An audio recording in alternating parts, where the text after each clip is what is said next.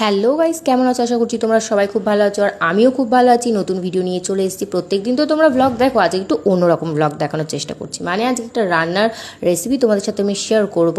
তো কি মনে হচ্ছে কি রান্না হচ্ছে? রান্না করা হচ্ছে এখানে পনির শাটে। তাই এখানে প্রথমে ক্যাপসিকামগুলো টুকরো টুকরো করে কেটে নিতে হবে, এবং তারপরে পেঁয়াজগুলোও কেটে নিতে হবে, আর একটু আদাও কেটে নিতে হবে। এটা আমরা এরকম ধরনের শেপ দিয়েছি, এটা তোমরা বিভিন্ন রকমের শেপ দিয়ে কাটতে পারো। তারপরে পনিরগুলো পিস পিস করে কাটতে হবে। যারা এখনও পর্যন্ত নতুন আমার ভিডিও দেখছো অথচ লাইক করছো না, কমেন্ট করছো না, শেয়ার করছো না, সাবস্ক্রাইব করছো না, তোমরা তাড়াতাড়ি করো। তারপরে এই যে গ্লিটারে ভালো করে আদাটাকে গ্রেট করে দিতে হবে। আদা আর রসুন মিক্সিতেও করা যেতে পারে, তো এটা গ্লিটারে গ্রেট করে নিলে সবচেয়ে মনে হয় বেশি ভালো হয়। তোমরা এটা মিক্সিতেও পেস্ট করে নিতে পারো। তারপরে এর মধ্যে একটু চাট মশলা দিয়ে দিলাম, তারপরে একটু পনিরগুলো দিয়ে দিলাম, দিয়ে এটা ভালো করে এটা মাখতে হবে।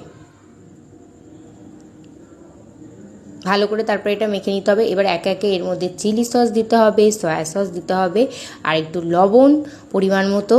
তারপরে একটু চাট মশলাও দিয়েছিলাম, চাট মশলা তো আগে দিয়ে দিয়েছি।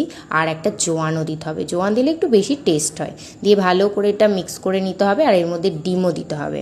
এটা একটাও দিতে পারো, দুটোও দিতে পারো, মানে পরিমাণ মতো। দিয়ে একটু লাস্টে লঙ্কার গুঁড়ো দিয়ে ভালো করে মেখে এটা এবার কর্নফ্লাওয়ার দিয়ে ব্যাটার করে বাস স্টিকে দিয়ে এবার ভাজতে থাকো। হয়ে গেল, আমরা ভেজে খেতে থাকি আর তোমরা লাইক করতে থাকো। টাটা। খেতে কিন্তু হেভি হয়েছিল, টেস্টি টেস্টি।